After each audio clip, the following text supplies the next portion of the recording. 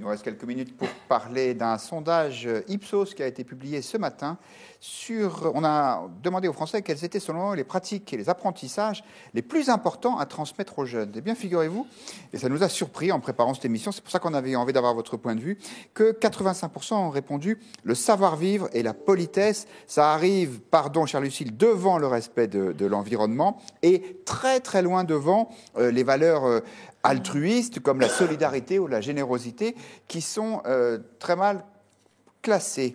Guillaume Bernard, est-ce que ça vous surprend ce sondage? On avait l'impression que la politesse était un truc un peu passé de mode quand même. Ce qu'on Alors voit, moi je vais vous dire, les choses passées de mode, souvent, oui, moi les choses passées de mode ça me dérange pas. Hein, vous savez, j'aime bien les choses. Donc c'est pas un souci.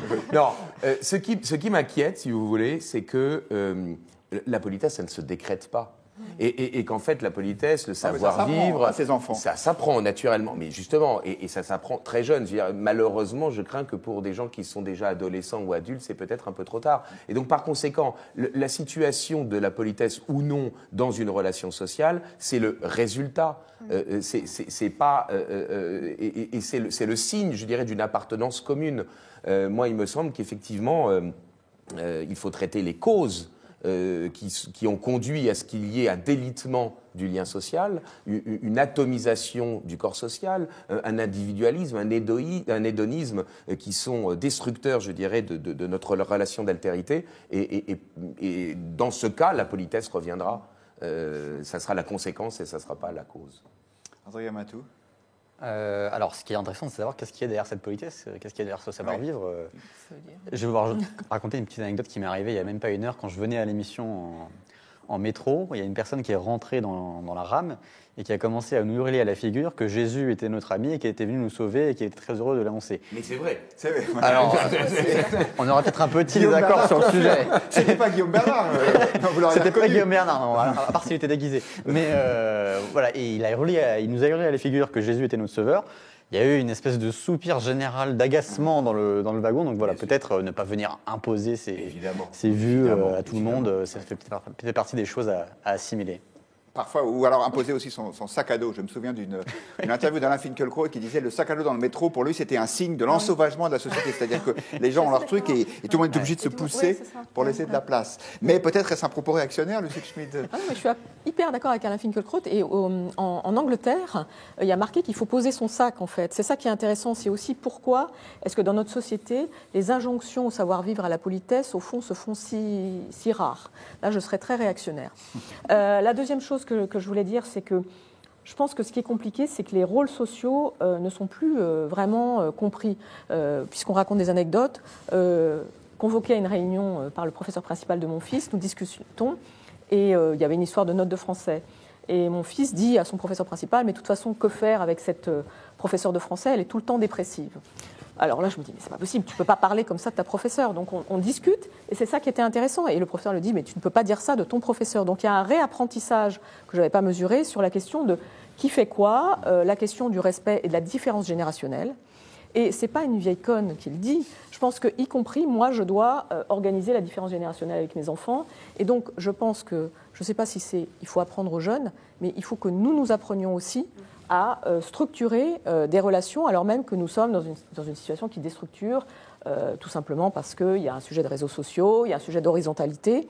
Donc, politesse, certes, mais la question, c'est comment on structure la hiérarchie sociale et aussi avec de l'exemplarité. Je terminerai en disant, j'essaye aussi d'être poli avec mes enfants, parce que ce n'est pas seulement leur apprendre, j'ai parfois l'impression qu'il faut que je respecte les formes, alors que j'ai tendance à ne pas suffisamment les respecter.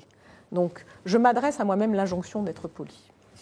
Anne-Charlotte Bézina, est-ce que la politesse revient à la mode ou est-ce que ce n'est pas trop tard pour rejoindre le diagnostic un peu pessimiste de Guillaume Bernard? Je rejoins, évidemment.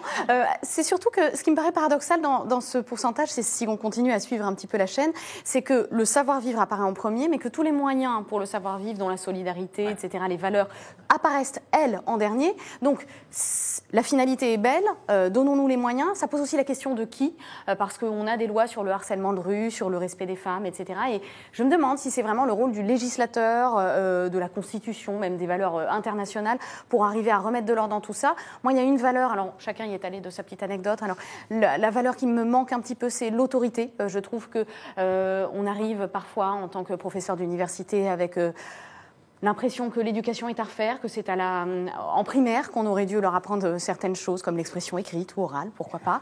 Et donc, je me demande jusqu'à quel point, on en a parlé aussi pour le grand débat, pour la posture d'Emmanuel Macron, l'autorité qui est une belle valeur, justement, qui aide à transmettre des valeurs. Moi, je suis pour qu'on la remette. C'était mon côté réac également. Cicéron disait que une société qui a des mœurs n'a pas besoin de loi. Malheureusement, on a besoin de lois parce qu'effectivement, on a perdu nos mœurs. Mais c'est un réapprentissage lent. Vous sentez chez vos étudiants, Charlène Bézina, je disais, vous enseignez à Paris, à Sciences Po, à Rouen aussi. Exactement. Vous avez l'impression qu'il y a quand même une espèce de perte quand même d'une forme de savoir-vivre à l'université chez les étudiants ou ça ne bouge pas? Ça n'est pas tellement le savoir-vivre qui m'inquiète à moi, c'est la perte d'envie de se nouer avec la connaissance, de lire des auteurs morts. Toutes ces questions-là qui, moi, ont fait mon appétence pour le métier que j'exerce aujourd'hui, j'ai l'impression qu'elles disparaissent un peu et c'est ce qui m'attriste le plus. Je trouve qu'il y a quand même une chose, quand on donne des cours, c'est aussi un sentiment de passivité parfois. Oui. C'est-à-dire que cette question de demander de l'interactivité, demander de l'échange et le demander sans cesse et ne pas... Donc il y a le savoir-vivre, la politesse, mais surtout la vitalité des échanges. Et les sciences et la connaissance, 33%, c'est pas énorme. Hein. Mais à mon avis, dans la vitalité des échanges, c'est aussi, alors moi, dans ma fonction, quelque chose que nous devons aussi installer, oui. C'est-à-dire arriver à sortir de cette posture du donneur de leçons. On est là aussi pour interagir avec eux, pour les intéresser. Et moi, c'est ce que j'essaye de faire au quotidien. Donc, avis aux étudiants qui nous écoutent, le savoir-vivre, c'est aussi d'être actif, en cours. Je laisse les derniers mots aux internautes. Il se trouve que c'est un propos qui est celui de Johan qui nous dit « Mai 68 a fait beaucoup de mal à la politesse ». Ben, on pourrait relancer le débat pour une demi-heure. Malheureusement, nous n'avons plus le temps. On aurait pu parler de Benoît XVI. Et on aurait pu parler de Benoît XVI aussi. Et malheureusement, le temps nous manque pour cela. Merci beaucoup de votre participation. Très bon week-end à tous. Au revoir. Merci.